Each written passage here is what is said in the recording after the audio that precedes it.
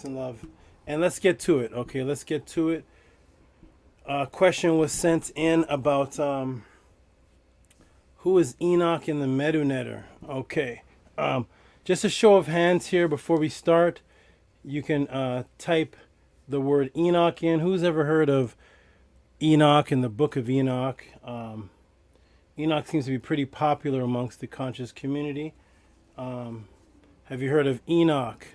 Enoch, the Book of Enoch. A lot of people ask me about it. And Enoch, the man that was supposed to be walking with God, and then he was taken up it didn't even say how. Some pictures are drawn as taking him up in a wind.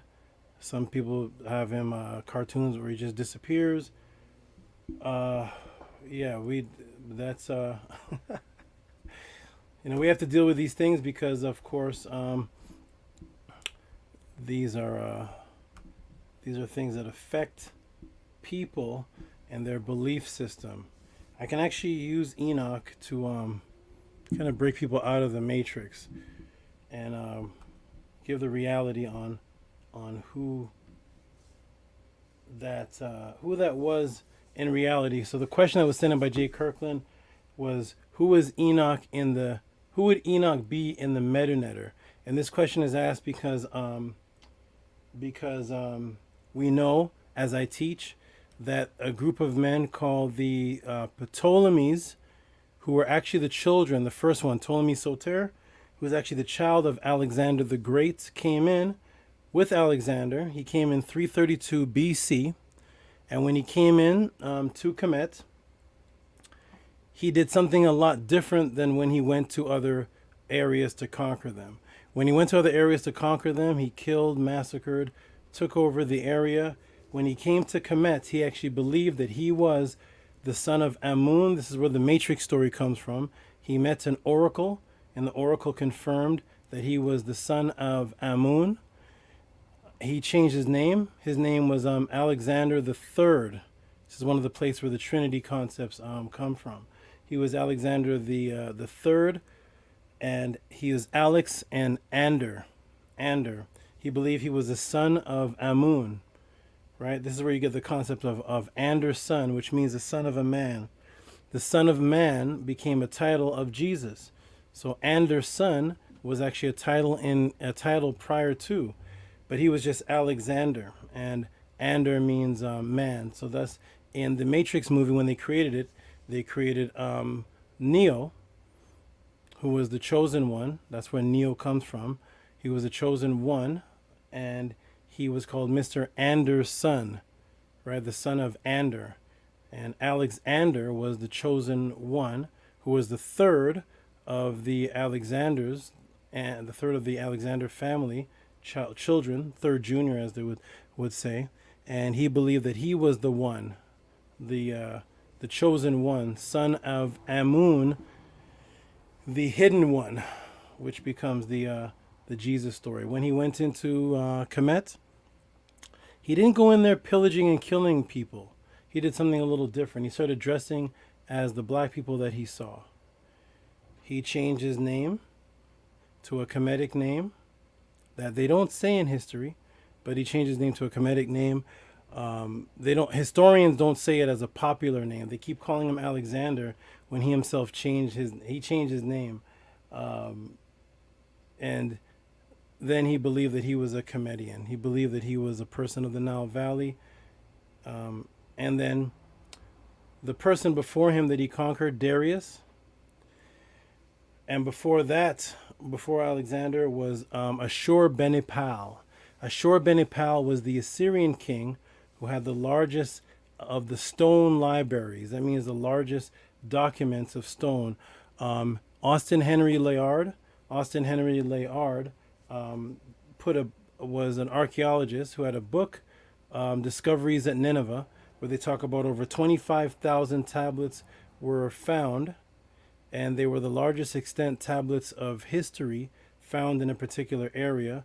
And there were stories of Enki, Enlil, Ninhursag, Ninurta, and other beings of Anu, the children of Anu. And this is where we get the popular Anunnaki stories are from the records of Ashurbanipal. Well, when Alexander conquered, he had access to the libraries of Kemet, of course, and then he had access to Ashurbanipal, who had conquered Kemet prior to. So Alexander now became the largest owner of world history on the planet. He owned all the Kemetic documents he had authority over, and then he had access to Ashurbanipal tablets. This is one of the reasons why the Greeks say that their first teachers were Phoenicians, and they learned from the Babylonians, and this is where they get the word phonetics from. They basically copied these ancient cultures, and then they started creating the Bible. So let's get into this. This question. Yes, hit the like. Thank you, Tamika. I'm gonna put Tamika's comment up there. Hit the like. Thank you, Tamika. We have Enoch Idris is more Judo-Roman. Ethiopic narrative again. A stretch our copy from Tehutian lore, right? So it was a copy, and we're going to get into this. Okay. Shout out to Jay. I don't even see Jay in the room. Okay, shout out to Jay. Let's get into it. Okay, so we know that Alexander was imitating the Kemetians. His son was Ptolemy Soter I. Soter was the savior, one, the child of God, the first begotten son of God, who was the savior, right? That was his name, Ptolemy Soter I. So he was the first begotten son of Alexander, the new god in Kemet. And they created a character called Serapis. And then Serapis became the modern day Jesus that we have today. Okay. Let us see here. Okay, so I'm going to do a screen share, and we're going to get into it.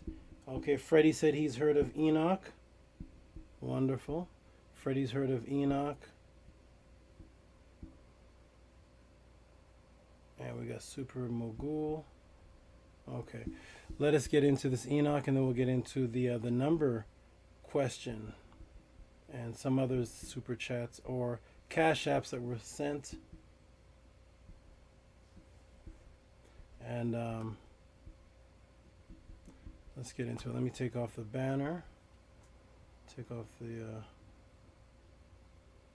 Okay, we're gonna keep that banner on there. Okay, let's do a share, and let's get into this question about Enoch and the book of Enoch and all this nonsense that has our people going all over the place.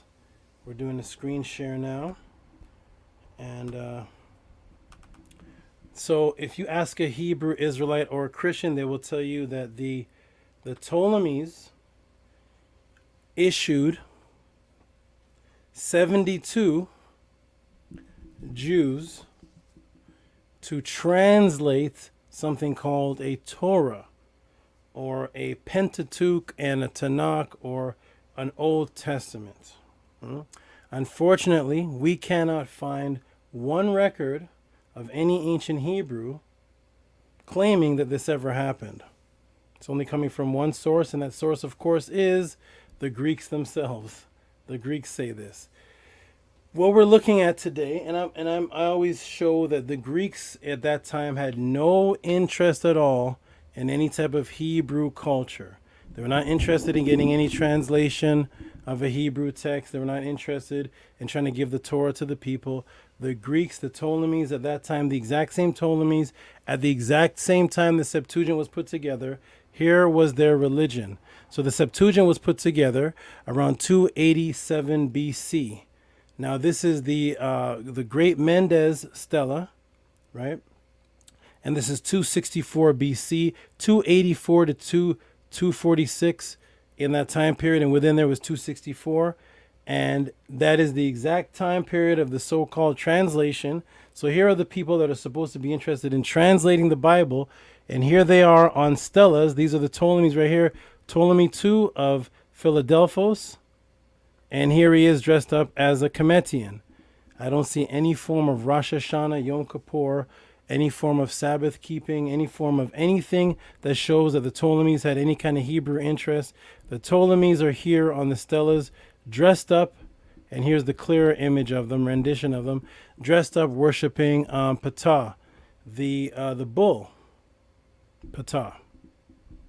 Okay, remember, these are the Ptolemies, the same ones who Hebrews and Christians want us to believe had Hebrew scriptures translated for them, because the Ptolemies were supposedly interested in Hebrew culture. Here is Ptolemy II's own stela, declaring that their culture, declaring their beliefs were, what their beliefs were, nothing to do with Hebrews. They believed in Mendes, which is Menedjed, that is Asar's other name, as the great god, the ram, the goat, which was also Amun, who was the son of Heru, would be known as the Christian what? What is the son of a sheep called? A lamb. So here is the actual translation on the screen. And the first thing they say is, long live the son Heru, Horus. These are supposed to be the people that got the Bible translated. And here we are with them saying, long live Horus, right? Lord of the city of Mendes, friend of Ammon. That's why we have Ammon in the Bible. Friend of Ammon, great God, life of Ra. You see, this is who the Ptolemies were worshiping around the time in the 2nd century BC, or 300 BC, around the time when Alexander came, all the way up into the time where the Romans took over, and they even started worshiping Kemetic deities. None of these men were interested at all in Hebrew gods. Okay, now we're going to go to the book of Enoch. As a simple search, you just type in Enoch, go to Wikipedia. A lot of people say to me, hey, Wikipedia is not a good source. No problem. Find something wrong with the thing that I'm pointing out. So if I go to Wikipedia and it says Obama was once a president of the United States of America, is that now untrue because it's in Wikipedia? Is that incorrect information? If it says I go to Wikipedia and I type in Donald Trump and it says Donald Trump was the president before Biden, just that one sentence right there. Just that one sentence. Is that incorrect? Right. It is not incorrect. If you find something incorrect in the thing that I'm pointing out in Wikipedia, then please come and correct it. But I'm not pointing out every single thing in Wikipedia. I'm pointing out researchable information that is in Wikipedia, such as dates that are researched. The thing about Wikipedia too is when they give dates, they show you the archaeologists at the bottom that researched the concurring dates. So here's the book of Enoch. The book of Enoch, because Enoch supposedly, according to the story, got taken up. And if he got taken up, then what did he leave? He obviously didn't leave a body. So we don't have a body of Enoch to research. So all we have is a book. If this is the only thing that people claim, this is the only thing that people associate with his name, is a book. Unfortunately, the book is not even his, but this is the book of Enoch. But let's see who brought in the book of Enoch. Let's see the time period that the book of Enoch comes into existence. Older sections, mainly in the book of Enoch, the texts are estimated date about, look at this date, ladies and gentlemen, 300 to 200 BC. The exact same date of the Ptolemies. Nice. Very nice. So the book of Enoch begins at the beginning of the Ptolemies. But Enoch is supposed to be a man that existed way back in the pre-flood times.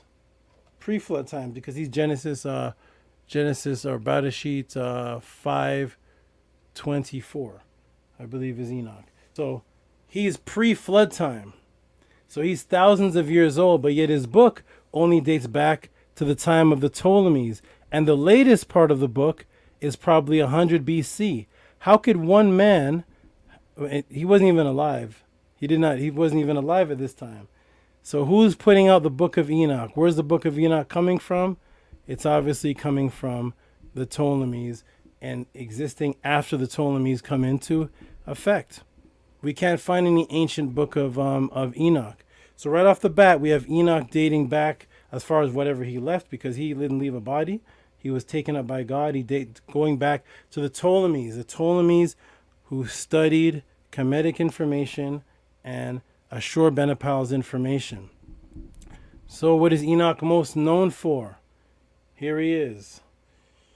Enoch is most known for this event, which is Genesis 5:23 to 24. Enoch walked with God, for he was not, for God took him. Took him where? Ascended him into the heavens.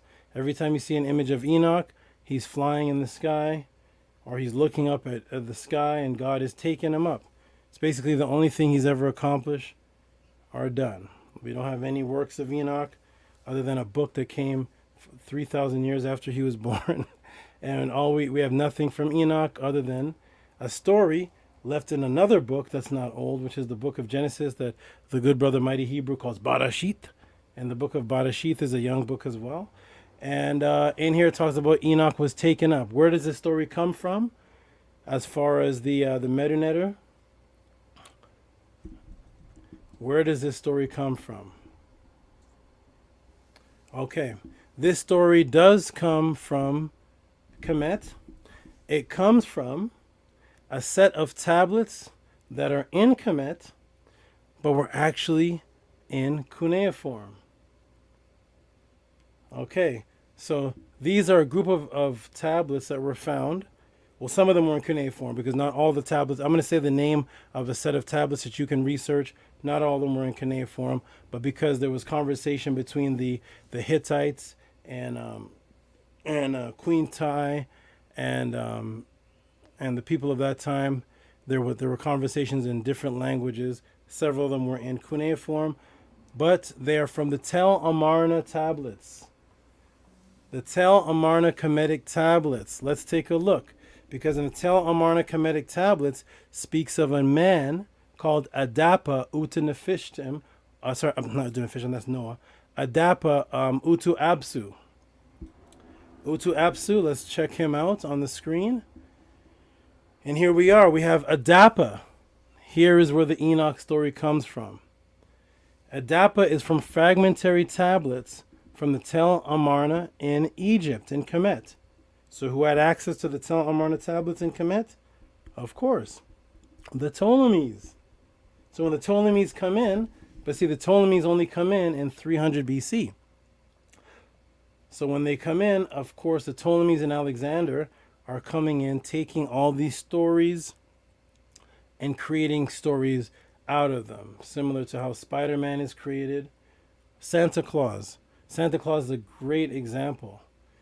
There's no ancient records of Santa Claus, and there's no records of Santa Claus himself leaving anything behind, because he only exists in the script of the writers. So we will not find Santa Claus's hat. We will not find that red suit, because you can buy the suit at Walmart. You can buy the suit at a Halloween shop, but you won't find any archaeology of the actual suit of Santa Claus, because Santa Claus is a story written. So he has a beginning time, only begins when the story is written. So here we are. We have fragmentary tablets in Tel Amarna, Egypt, around the 14th century BC. 14th century BC, and where were these tablets found? From the library of Ashurbanipal. Remember Ashurbanipal? Ashurbanipal was the one who conquered Kemet. That had over 25,000 Sumerian tablets in his library that was discovered by Austin Henry Layard, and now they're in the book The Discoveries of Nineveh, and several other 100 books now that they've come out. But here it is, Ashurbanipal, and this goes back to his time. These versions of it, 7th century BCE. That's 400 years. The original one, 1400 BC. But this is 1,000 years before the Ptolemies came into existence, came to Kemet. We find them at Amarna in Egypt from the archives of the Egyptian king Amenophis the fourth, 1377 to 1361.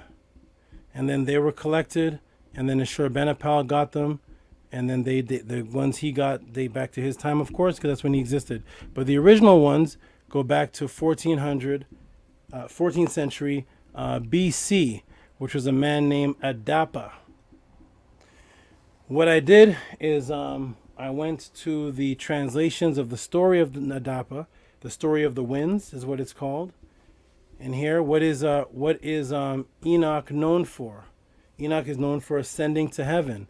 So let's look directly at tablet 2. So here are the tablets: Ilu Anu Amata Inanita Inasii Misu. And this is the cuneiform transliteration: Ilsina Raru It Tibi Inaku Usi Su Ti Liil Guni Sui. And there is An Ni Ka, right? Ia, which is Inki, and then Mi Idu Ilpus Suma. And that is the English translation over here, which is when Anu heard the words. Now remember, Anu is the heavenly one. Anu heard the words, he cried, help. He ascended to his throne. Where's his throne? His throne is in the heavens, the real heavens, an upper place. Anytime you use the word ascended, you're talking about going up. So he ascended to his throne. Let someone bring him. Bring who? This was Adapa. Anu, who ascended up to a high place, asked someone to bring a mortal king. Grab a little bit of water. Adapa was one of the humans, one of the mortals. So he was not privy to go up to the heavens with Anu. That was for the Anunnaki or the Igigi, or those of Anu. They were privy to that. But regular people on the planet Earth were not privy to just go up to the place of Anu unless Anu requested. So Anu requested, and who responded? Ea. Ea. Right? And here we see Ea, likewise Ea, who knows the heaven. So where is Anu? Anu is ascended to the heaven, and Ea, who knows the heaven, knows to come and get a man and bring him to the area of Anu. Whether you believe in this story or not believe in this story is not the question at hand. The fact is that this story existed 1400 century to Ashurbanipal's rewrite of it, which is 6th century, way before the Bible was even a thought.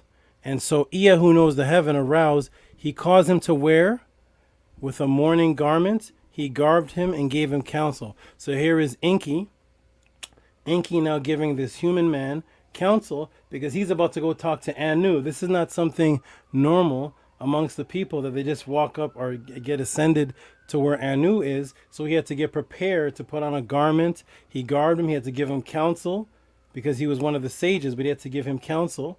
And then he was worthy to go up and see Anu. Okay, so saying Adapa, there's Adapa. Adapa before the face of Anu, King, thou art to go. So he's telling Adapa, who was an earthly king at the time, that we're going to take you and ascend you to the heavens to see Anu. That's where you're going to go. Okay. Now, what's interesting is this Anu name. Now, just to show you that Christianity was taken, I'm going to stop sharing the screen real quick. And we're going to get more into this. I'm going to go back to over here. Okay, so Christianity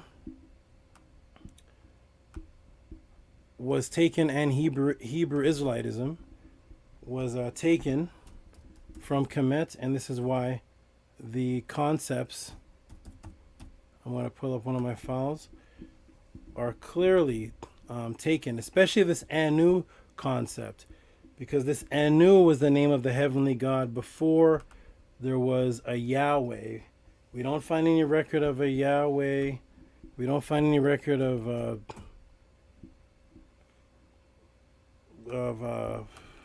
the Elohim.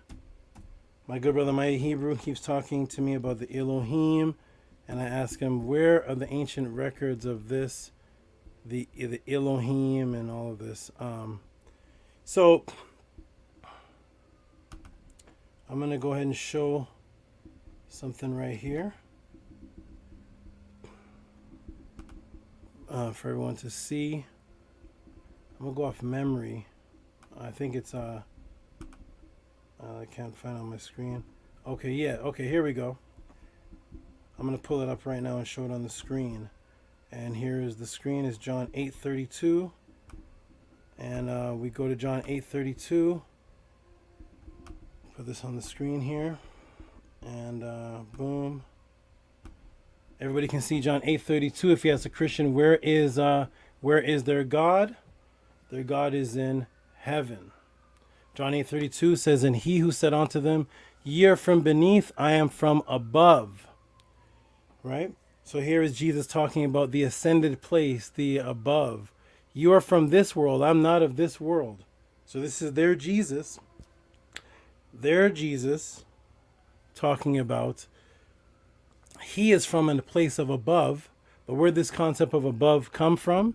Let's look at the actual words. Here's the Greek down here, which I'm sure that most people can't read. So I'll go to the interlinear of it. Here's the interlinear of it. And we'll pull that up. And we'll go word for word. And here it is.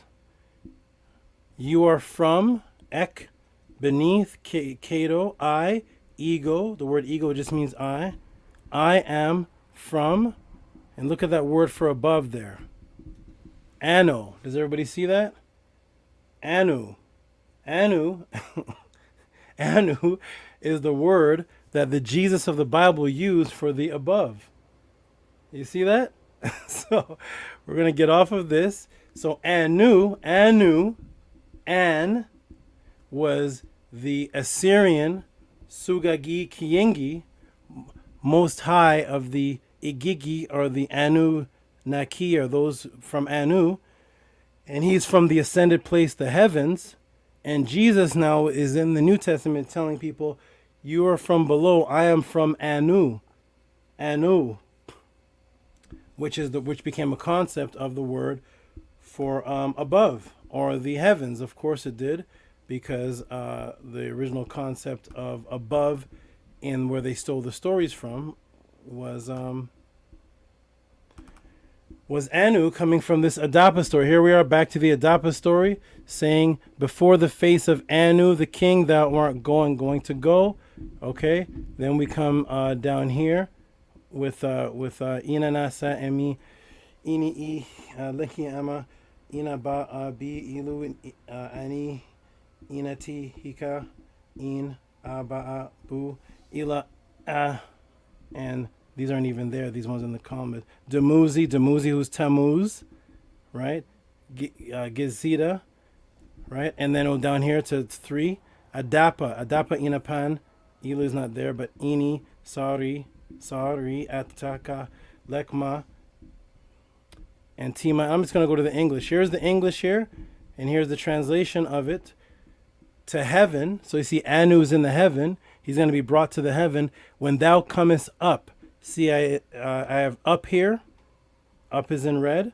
So they're going upwards. Here is the first man who's recorded in the first human man, because remember, the difference between Enoch was one of the sons of the generations of Adam, who was a supposed earthling. That's what the word Adam means, or one of the earth. He was a supposed earthling. And prior to this, it was only angels that were in the heaven with God. But then Enoch was the first man, a human man, that went up to God. Well, in the Sumerian, the really Kiingi stories, the man who went up to God, that was Utu Abzu, or Adapa. And he's going up here. When thou approachest the doors of Anu, At the door of Anu, there is Tammuz. There is Tammuz. Tammuz, which is what? The 10th month now of the Jewish calendar. That's one of the months of the that's one of the months of the Jewish calendar. And Adapa before the king, Anu thou shalt go, when thou comes up to heaven. Go up to heaven, approach the door of Anu, and at the door of Anu in this house, because you got a door, right? There's a door of Anu, and the realm that Anu is in, the first thing you see is Tammuz. Tammuz is at the door. You see this? Okay, I'm going to stop sharing for a moment, and I'm going to pull up, I'm going to see something here. So this is how you elaborate something. And I want everybody to know that this is an example of, can everybody still see me on the screen? This is an example of, they say I'm a comedic teacher, right? Like the Jabaris and the Reggies and all the Ron Ephraimoons. Yes, I teach history. I teach ancient history based on what the people themselves say. That is my anthem. What did the people say themselves? Not what do people say about them. What do people say themselves? I acknowledge ancient history. So if you ask me, you don't have to be afraid to ask me as a Kemetic brother, who's Enoch, and go up and ask the other Kemetic brothers, who's Enoch and Adapa, and see what kind of answer, see what happens. That's the Sumerian stuff. We're not into, that's not, no. All of it is a part of the history. There's Sumerian Anunnaki mentioned in the papyrus, marrying the Netiru. I'll say it again. There is Sumerian Anunnaki mentioned in the papyrus marrying the Netiru. For those who say, well, the Netiru were just principles. Well, how did the principal marry a Sumerian principle? What? The Sumerian gods were in no way principles at all. The Sumerian gods were always described as physical beings, always. There's no principalities of them. And in the Medu Neter, there's Netiru marrying Anunnaki. So you have to know both of the stories. You know, they all tie in. They all tie into the stories. Okay. Let me see something here. I'm gonna pull up something for the screen. This is all just live here happening. Pulling it up.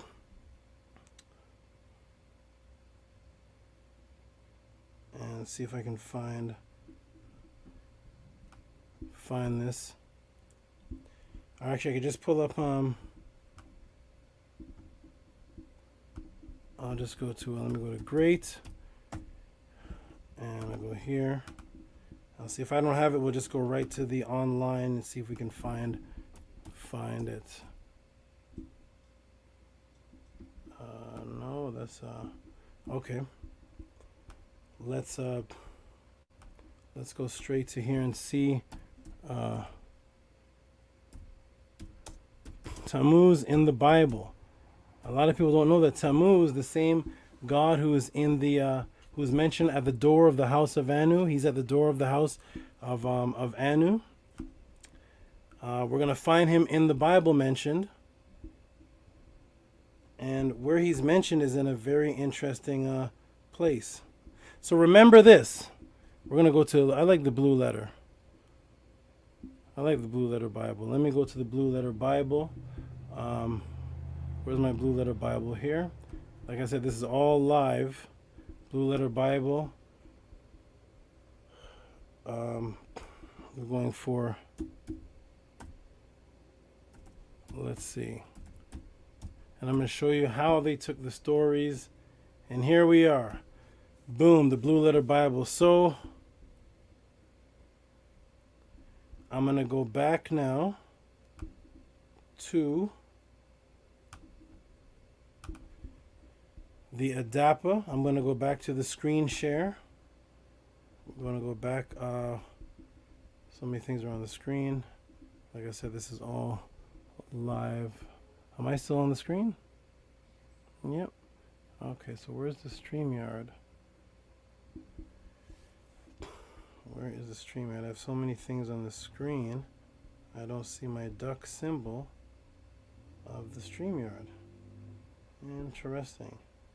Hold on, ladies and gentlemen. My StreamYard screen has disappeared. Ah. That is odd. My StreamYard screen is gone.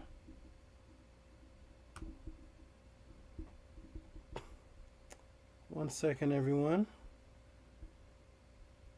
My stream where I can see you guys has disappeared from the screen.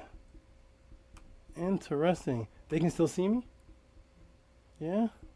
I can't see them and I can't see the screen. Am I still screen sharing? Am I screen sharing? No? Okay, here we go. It popped back up. That was odd. That was very strange. It disappeared from my screen. Now I can see everyone. Okay, perfect. Now I can go to the screen share. Over here, screen share. And screen share. And here we are in Blue Letter Bible. Oh, no, I'm not even going to go there yet. I'm not going to go there yet. I'm not going to go to the Blue Letter Bible. I'm going to go to the translation. Here it is. So we see that Tammuz is at the door of the house of Anu that's in the heavens, right? Here is Tammuz in the real story. So Tammuz is there when Enoch is going, Adapa, the real Enoch, Utu Abzu, is going up to heavens. We see Tammuz there. There's Tammuz. And Adapa is going up to the heavens. And there's Tammuz again. Now let's go to the Bible, to the book of Ezekiel. And here we are in Ezekiel 8:14. And look what it says. Then he brought me to the door of the gate of the Lord's house, which was towards the north. And behold, there sat women weeping for Tammuz. I love it. I love it because see, they leave receipts. There's no escape. So here we are in the original story from 1400 BC to 600 BC, where Adapa is going up to Anu, that Jesus said is the above, and he's going up to Anu. But when you get to the door of Anu's house, the original Lord, Tammuz is there. Now it says here, women are weeping, right? They're weeping. They sat weeping. Weeping? Let's go back to the story and see where they got that from, just in case people didn't notice. Remember when Enki was preparing him? What did Enki do? Likewise, if you guys can see the screen, who knows the heaven, he aroused him. He caused him to wear a mourning garment. You see that? A mourning garment. So here we are. In order to go to Anu. Why? Because Anu is in a situation where things are not happy. He's not pleased. This is a long story about winds destroying things. And Anu is not pleased. He's crying for help. He ascends to his throne. He's crying for help. And so he has to put on Adapa, which is the real Enoch, stolen. He has to put on his mourning garment before he goes to the door of Anu. And then we go to Ezekiel, and the door of Anu is Tammuz. And here we are in Ezekiel. Shrink this down. And he put forth his hand. Oh, sorry. And he brought me to the door of the gate of the Lord's house. Where does the Lord live? Of course, in heaven. And which towards the north, and behold, there sat women weeping. That means they're mourning. Why? Because the story is stolen from a mourning story where Anu is not happy. And right now the Anunnaki are in a mourning state because there's a lot of chaos going on with some winds.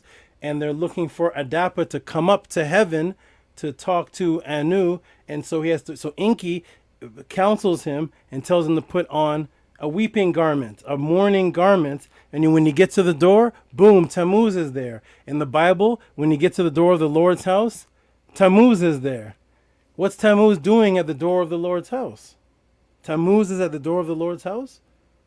Which Lord is this? So here's Tammuz at the door. Tammuz, the Sumerian Anunnaki god, is sitting there at Yahweh's door. You go to see Yahweh, and before you can get to see Yahweh, a Babylonian god is sitting there. Tammuz at the Lord. Okay, so that's pretty funny. That's pretty interesting. But anyways, this is how history is, because the people are taking the Tammuz story. See, Tammuz at the door of Anu. You see? Tammuz at the door of Anu in the Adapa story. And he has to put on his mourning garment because it's a sad situation. And the Bible has Tammuz with women weeping, and they're at Yahweh's doorstep. Yahweh. Yahweh, Shahawah. The Most High, El Elyon, whoever this Lord is, Tammuz is there waiting for you. So Tammuz, it's all stolen from here. So here it is. Here it is right here. So here it is. It keeps going though. It keeps going. It doesn't end there. Now Adapa, who is the real Enoch, here's Adapa, and I'm going to expand this. And Adapa is, there he is. The Akkadian story, Adapa is the first sage. That means Adapa belongs to a group of sages, and he's the first, this first sage as Adapa. Okay? Adapa being one of, or the name of one of Apkulu. Apkulu are the 7 sages. The Apkalu, the 7 sages. Right? Now Adapa, both terms Adapa is wise. Remember that. Adapa is wise. Okay? And what are these 7 sages? Here.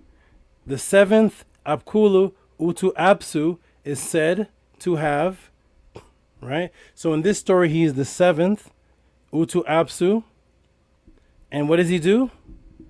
He is to ascend to the heaven.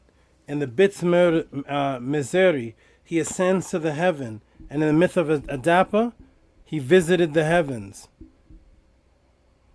Okay?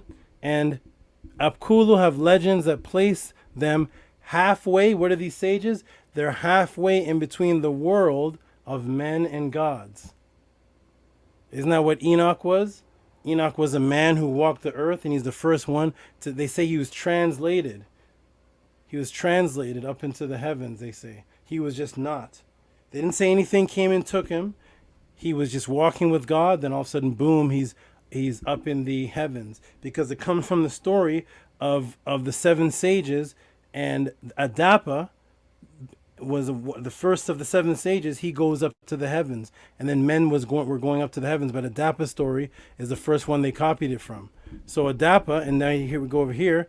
These sages are found in the Uruk king, a list of kings and sages. Now, Uruk is where you get the word Erech. Erech is the place mentioned in Genesis 10, one of the places that Nimrod set up because they stole Uruk, made it Erech, and then gave it to some other unfound creature named Nimrod, who Zion Lex says is Narmer.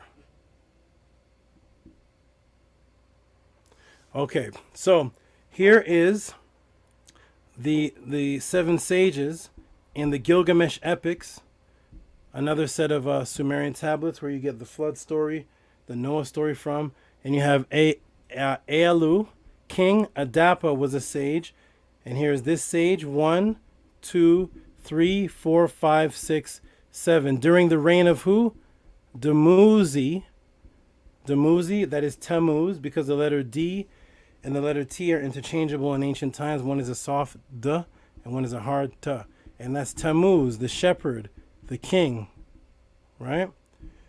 Tammuz was the shepherd, and you have the 7 kings. So he was a part of the 7 sages. Whoops. He was part of the 7 sages right here. And well, these are the scholars, but we'll just stick with the sages. So these were the beings that were intermingling or in between heaven and earth, and Uta Apsu and Adapa are the ones recorded as going into the heavens up into to meet Anu. Okay. The seven sages. Seven sages. Remember this? So if you guys can see the screen, I'm going to look and see if they can see the screen or if there's a lag to this. I'm going to see if I can see. I don't see the same thing that the crowd is seeing, so I'm going to go and see if I can see. Okay, they can see. All right. So we have the seven sages. There's the seven sages, right? Now 1, 2, 3, 4, 5, 6, 7.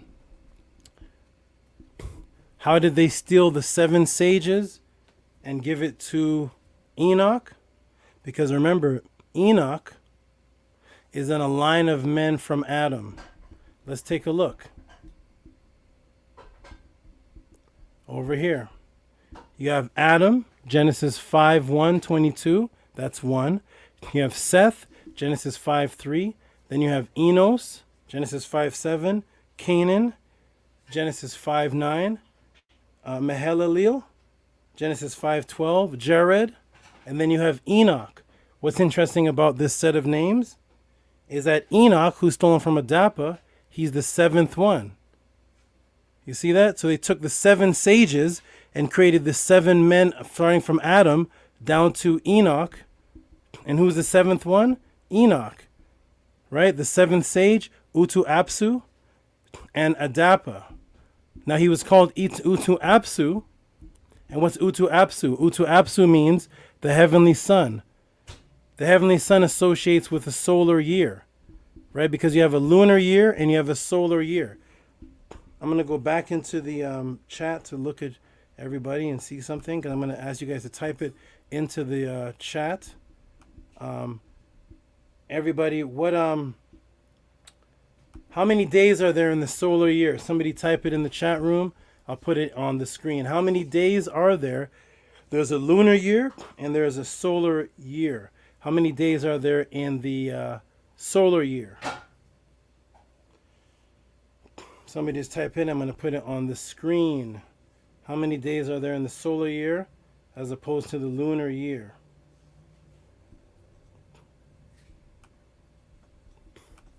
Let me see if the chat is live, actually. Hold on, let me go down. Okay.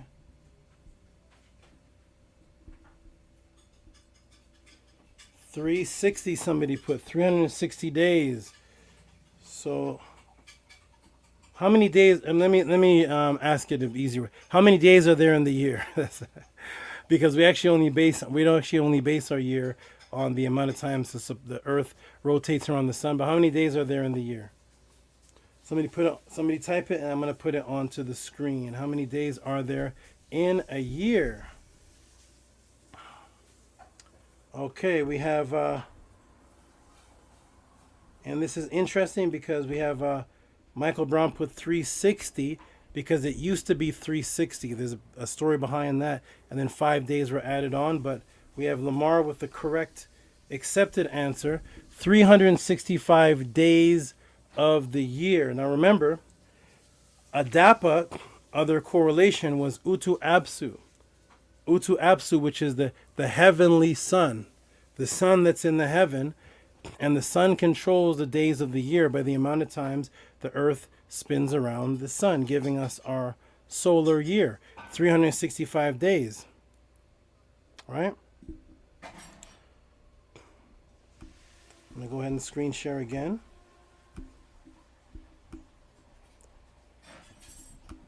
$365 days is the solar year. That is the solar year associated with the heavenly sun. How long did Enoch live? Anybody know? This Enoch created character just to completely match with the Utu Apsu, which means heavenly sun. How long did Enoch live? Does anybody have any idea? Because they gave him a specific interesting age. Does anybody here in the chat know how long did Enoch live? I'm going to take this off. How long did Enoch live?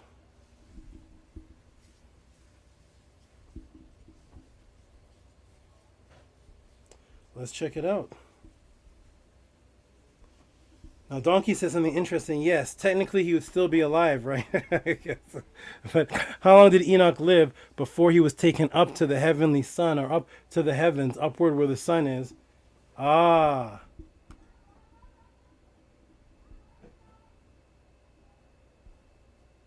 365 years.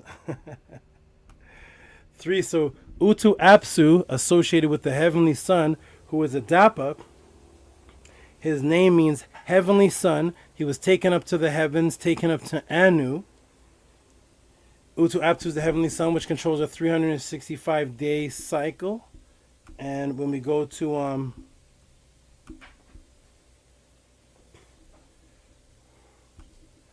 my screen sharing, I'll do the screen share again. Screen share.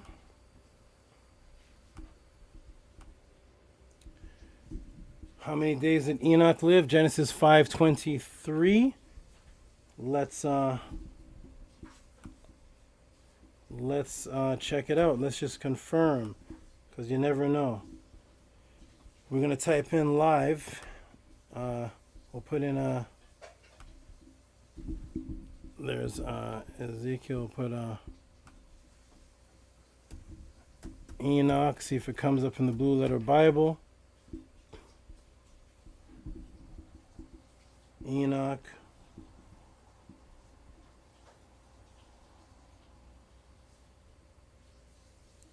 Oh, here it is. And Enoch lived 365 years.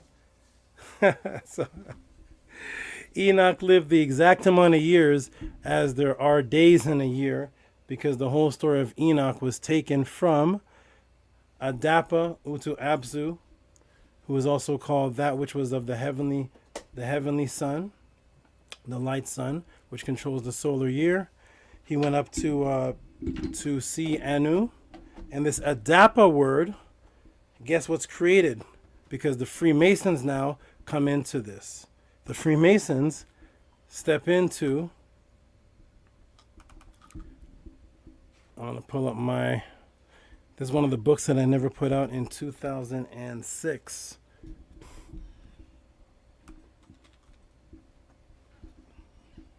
Hold on. That's pulling everything up at once. Pulling everything up. And let's see.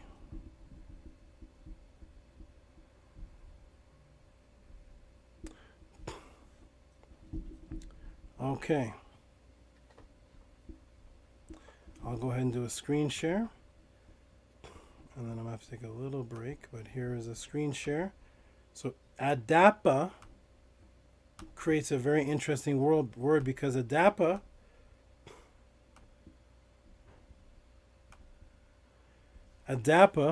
when you look up Enoch, it means the dedicated. He was a dedicated. In the Blue Letter Bible, Enoch, dedicated. Adapa was dedicated to his master Enki. But Ea, my master, told me, you must eat, you must drink, take him and send him back to earth. This is in the same story. And he was a dedicated student in the school of Eridu. Now Adapa is what creates the word adept, the dedicated loyal ones of the Freemasons. The dedicated loyal ones are now called the adept from Adapa. From adaptus, having reached, attained, to attain, to acquire, grasp, attain, related, fitted, noun, in the secrets of anything. The Adapa. You see? And when you go to the morals and dogma, in the 28th degree of the Knights of the Sun, when you go to the morals and dogma Freemason book, there is a degree called the Knights of the Sun. Remember, Utu Abzu means heavenly sun. The sun gives us a 365-day calendar, solar calendar. And then they create this Enoch, who lives 365 years, representing 365, which is the cycle of the earth around the sun. And so the Freemasons call this 28th degree the Knights of the Sun, and it's called the Adept, the Adept degree, the Adept degree from Adapa. The Knights of the Sun are the Prince of the Adept. This is Albert Pike. Anybody can look up Albert Pike, one of the fathers of Freemasonry, in his book Morals and Dogma. And remember, Utu Apsu, an adept, was the first or the seventh sage, depending on which way you go, which story you go to, but he was one of the seven sages, so he was known as a sage, right? The being of the sun who ascended up into heaven, which became Enoch. And when we go into the Adepts and Morals book, right? Hermeticism and alchemy conceals its secrets from all except adepts and sages. See that? So they associate the adepts and the sages because Adapa was one of the seven sages. Thus Enoch becomes the seventh mortal son of Adam. Right? And this is the truth must be kept secret, and the masses need a teaching proportioned to their imperfect reason. This is the foundation of the matrix. That the truth must be kept a secret, but the masses are given a proportioned to their imperfect reason. The masses are given something, right? They're in a state of imperfection. They're getting the lies in proportion, little bits, little bits, little bits, while the Freemasons keep the secret. This started off with the Ptolemies.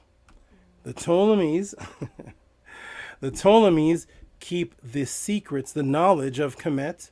And what do? They create a Septuagint, a Bible, and then they give little bits.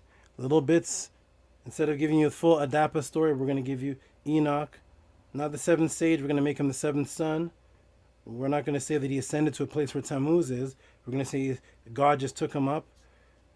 They give you little bits and little bits. Before there was any such group called the Freemasons, there were the Ptolemies, who were the original people that dressed up as the Kemetic people, just as you see George Washington dress up in his Kemetic apron with the eye and all these things that they take from Kemet. The Ptolemies is their father that created them. When the Freemasons' highest degree is what? The 33rd degree. That's their highest degree, right? That is the year when it all started, 333. It all started in the 333, and then he stayed for 6 months. So sometimes when you look it up, you'll see Alexander was there in 332. Sometimes it will say 333, 32, and 33. The Freemasons, the highest degrees, because 32 is freezing point. 33 is what? The degree above freezing. 32 is when you're in a frozen state. You're dead. Rigor mortis. Mortis from the word mut. Rigor mortis. Stiff mortis. Where you get the word mortal from. You're stiff and you're frozen. You can't move. You're dead. Right? When something is frozen, it can begin to move again if it's not dead when it's unfrozen. You can freeze a fly. You can put a fly in a freezer, freeze it. This is what they do every winter. Where do the flies go in the winter? Where do the ants? Where they're frozen. And they sit there for months.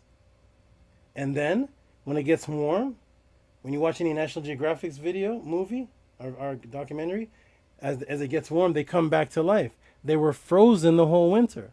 There's flies that land on the wall, and they stay on that wall for all the months of the winter, and they're just there, frozen. And then they come back to life. They're not flying around in the winter. So something is frozen, which represents a dead state, or a close to dead state, rigor mortis, and then you resurrect at the 33, as in Osiris. Osiris, the frozen one, the dead one, and then he resurrects, right? So they give Osiris over to Jesus and say he lived how many years? 33.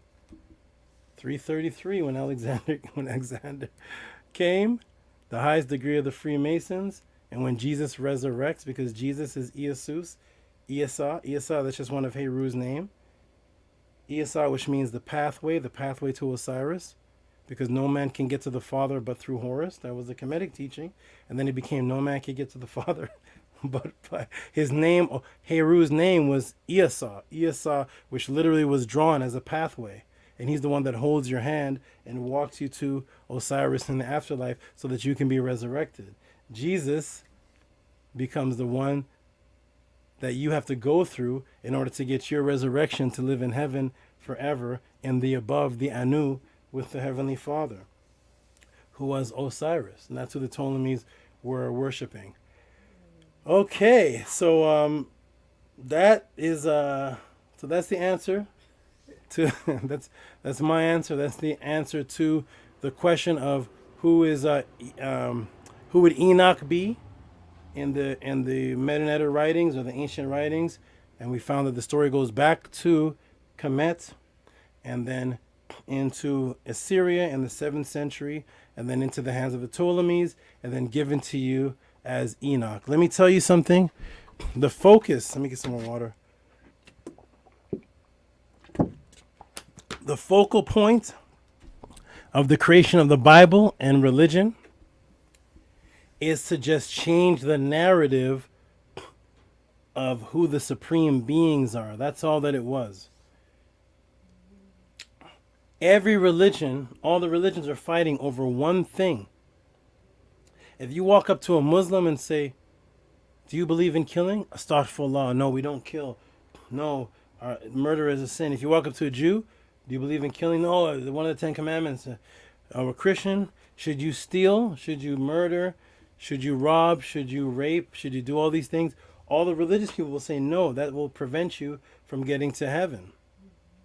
What is the thing they're fighting over? The God. That's who they're fighting over. They're fighting over who gets the credit for all this. Who gets the credit? Does it Yahweh? Because Jews will say Yahweh gets all the credit. Yes, we believe in the same morals, but we're not going to give it to Allah subhanahu wa ta'ala. And the Muslims will say, yes, we believe in all of your morals. We believe in taking care of the children, giving donations, giving charity, not killing, not robbing. But all that good goes to Allah subhanahu wa ta'ala, not Yahweh. And then a Christian will come and say, no, we believe in giving donations, the charity, helping the homeless, not robbing, not killing, not raping, but all the power, make sure it goes to God and Jesus. That is the only thing that is what they're mainly arguing about. And that is what the Ptolemies did. They kept, because they considered themselves the children of Aset, the children of Asar, and the children of Ptah. They kept that to them. Then they put out the Bible to the people. Because when you put out a Bible, you can take all the gods and make them just one. If you can make all the gods one, then you can make one man stand in front and represent all the gods. He becomes the Pope. When the Romans came in, they created the popes. And the Pope became the one man that stood in between you and God. You confessed him. And so whatever that one man says controls the masses. But see, when you have several gods, like every single culture had, then you could say, well, you all are the priests of Asar, and you are all the priests of Ptah. You are all the priests of thought and writing, so you're the priests, you represent Tehuti. You're the priest, the female priest of childbearing, so you're the priestesses of Het Heru, you're the priestesses of Aset. Well, you're the priestesses of the female writers, so you're the priestesses of Sheshet. You see? And everything can go smooth because in nature, it's several energies coming together. It's not one thing. It's not one thing. That's impossible. Nature doesn't work with just one thing. You have subatomic particles, you have quantum dark matter, you have air, you have wind, you have all these things. And just like in school, when you go into school, there's the biochemistry class of the chemist, and there's the teacher of that, and he masters everything that has to do with chemistry. But he may not be able to tell you who Shakespeare is, like the English teacher. He says, go to the English history teacher. And the English teacher will tell you all about English and the poems and the grammar and all of this. And then you say, well, what's the algebra equation? What's pi? He'll say, go to the math teacher.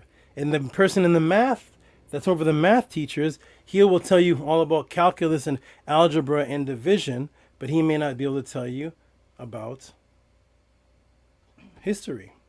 And that's how it was in Kemet. We had energy forces that were over particular things, and the priests and the priestesses mastered each particular thing. They weren't a jack of all trades. There were particular priests over Ptah, the god of tongue and sound, particular priests that represented Tehuti, the writing scribes, particular priests that represented Asar, the resurrection. There was priests of Sobek. There was so many, and then we all came together and created the longest living empire and the only known spiritual long living empire in Earth's history. We all say we want to get spiritual. We want to be a community. We want to be communal. We want to be the conscious community. We want to be black unity, black unity, black unity. Well, where's an example of black unity, as they call it, black unity, where people had the power, they had the school systems, they had the doctors, they had the dentists, they had the spirituality behind it all, they had the kings, they were proud of who they were. They studied the afterlife. They studied their chakras, which was the 7 Mehis. When did we do all this? It's right there in front of us. We did it all along the Nile Valley.